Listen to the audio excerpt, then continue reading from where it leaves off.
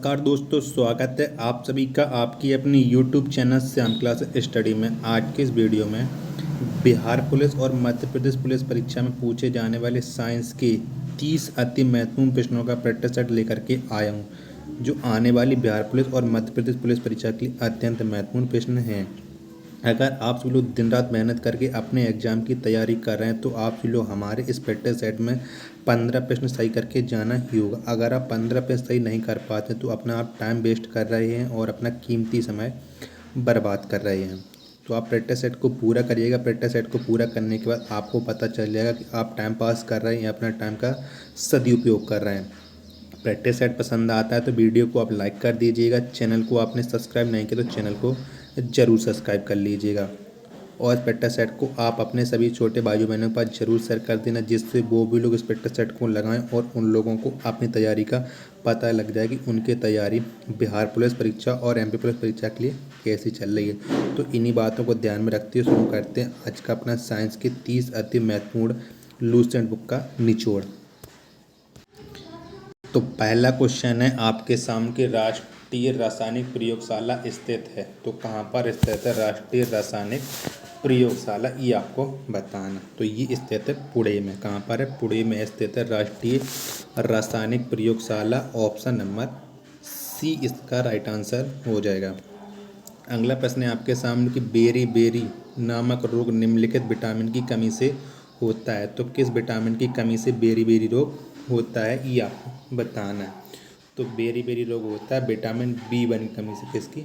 Vitamin B1 की कमी से बेरी रोग होता है। ऑप्शन नंबर ई इसका राइट आंसर हो जाएगा। नेक्स्ट प्रश्न है आपके सामने कि श्वसन प्रक्रिया में वायु के जिस घटक का प्रयोग किया जाता वह है। तो वह कौन सा घटक है जिसका श्वसन प्रक्रिया में वायु के साथ प्रयोग किया जाता है? तो वो है ऑक्सीजन। कौन? ऑक्सीजन है वायु का वो घटक। ऑप्शन नंबर बी इसका राइट आंसर हो जाएगा।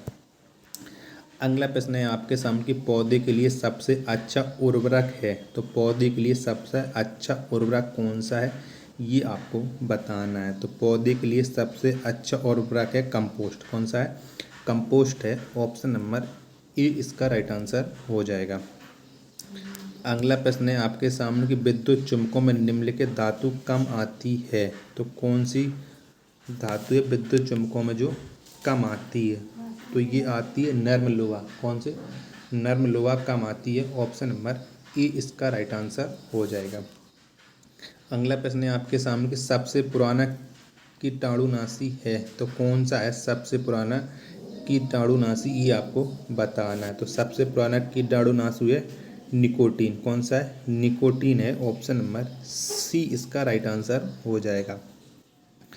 नेक्स्ट क्वेश्चन है आपके सामने कि रासायनिक तौर पर जल है। तो रासायनिक तौर पर जल क्या है, ये आपको बताना। तो ये है एक ऑक्साइड। क्या है? एक ऑक्साइड। ऑप्शन नंबर बी इसका राइट आंसर हो जाएगा।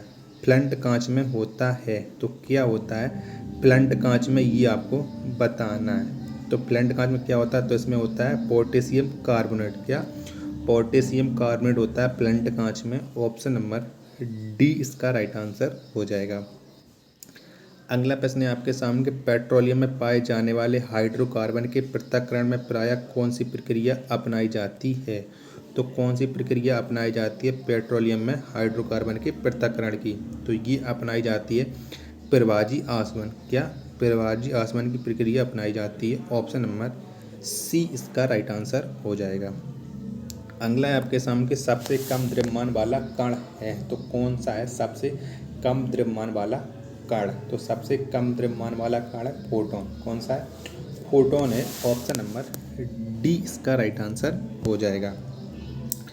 अगला प्रश्न है आपके सामने कि टेबल शर्करा है। तो बताइए क्या है टेबल शर्करा?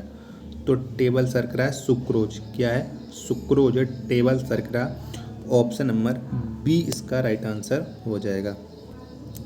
अगला प्रश्न है आपके सामने कि इंसुलिन हार्मोन रासायनिक रूप से होता है। तो क्या होता है इंसुलिन हार्मोन रासायनिक रूप से? तो ये होता है प्रोटीन। कौन सा?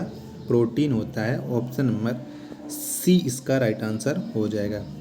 अगला प्रश्न है आपके सामने कि वह विटामिन जिसमें धातु आयन होता है।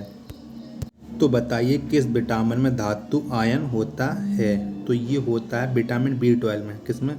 विटामिन B12 में धातु आयन होता है। ऑप्शन नंबर बी इसका राइट आंसर हो जाएगा। अगला प्रश्न है आपके सामने कि महासागरों से शुद्ध जल किस विधि से प्राप्त किया जाता है। तो किस विधि से प्राप्त किया जाता है महासागरों से शुद्ध जल? तो ये प्राप्त किया जाता है आसवन विधि से। किससे? आसवन विधि से। ऑप्शन नंबर बी इसका राइट आंसर हो जाएगा। अगला प्रश्न है आपके सामने कि बेकिंग सोडा का रासायनिक नाम कौन सा है। तो कौन सा है बेकिंग सोडा का रासायनिक नाम? तो इसका रासायनिक नाम है सोडियम बाइकार्बोनेट। क्या? सोडियम बाइकार्बोनेट बेकिंग सोडा का रासायनिक नाम है। ऑप्शन नंबर बी इसका राइट आंसर हो जाएगा। ऐसी प्रक्रिया जिसमें CO2 उत्सर्जित नहीं होती है। तो कौन सी प्रक्रिया है जिसमें CO2 उत्सर्जित नहीं होती है? तो प्रकाश संश्लेषण वो प्रक्रिया है जिसमें CO2 उत्सर्जित नहीं होती है। ऑप्शन नंबर डी इसका राइट आंसर हो जाएगा। अगला प्रश्न है आपके सामने कि बैटरियों में इस्तेमाल होने वाला अम्ल है। तो बैटरियों में इस्तेमाल होने वाला कौन सा अम्ल है?